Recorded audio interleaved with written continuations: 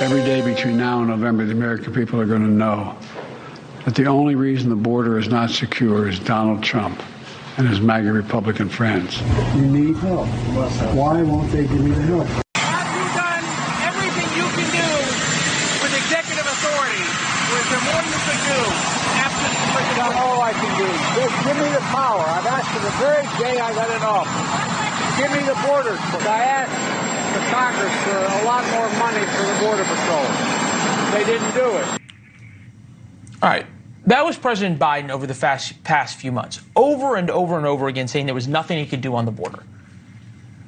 But elections have a funny way of changing things in presidential politics. So we're now less than 6 months out from the November presidential election. His approval rating on the border is near freezing levels right now. It is at 36%. And now suddenly he says he's going to do something on the border. Whether he likes the policy or agrees with the policy or once called it racist under Donald Trump, he's going to do something. According to the New York Post, Biden is planning on issuing an executive order to shut down the border once the crossings reach 4,000 per day. The leak comes on the heels of the White House announcing additional student loan relief, a crackdown on Israel and Gaza, and Chinese tariffs, checking off some of the biggest criticism launched at Biden over the past 3.5 years. Florida Congressman Brian Mast, member of the House Foreign Affairs Committee, is here. Congressman, welcome. Thanks. Glad to have you on set. Great to have you be here. I think we can all agree that this is a political move. We can all agree it's not going to do anything really to secure the border, right? Fair? I would agree. Okay, you agree with both of those. Will it do enough, though, and I think this is the question, that it's going to change the numbers of people coming across enough so that when voters here in September and October, the border numbers are way down, it's going to be enough to help Joe Biden on this issue? No, and I think you're asking a question in an appropriate way.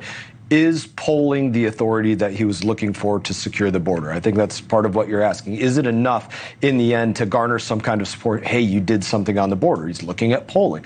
And the fact of the matter is, I think people do see this isn't the first time he's taking border action. He can't run away from the fact that border action was his campaign promise to undo everything that was Trump border policies. Right. That was going to be his action. He did it. He was warned about it. These are the results. Now he's paying the cost, and polling is giving him his new authority. You represent Florida, which is not technically a border state, at least the border with Mexico. You're from Michigan, as I am. It's a border state with Canada, where we don't have a huge problem of folks coming across the northern border yet. But in all of these states, people will tell you when you poll them, independents as well, and some Democrats, that immigration is a huge issue.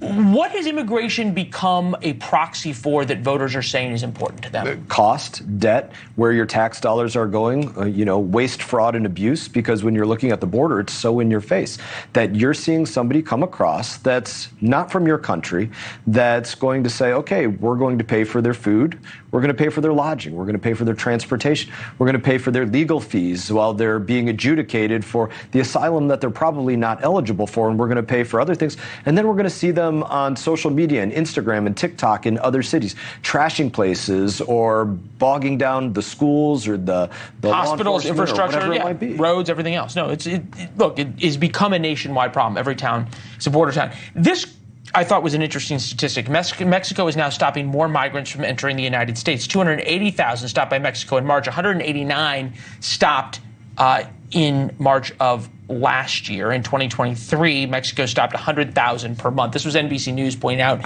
that Mexico is now starting to really crack down here.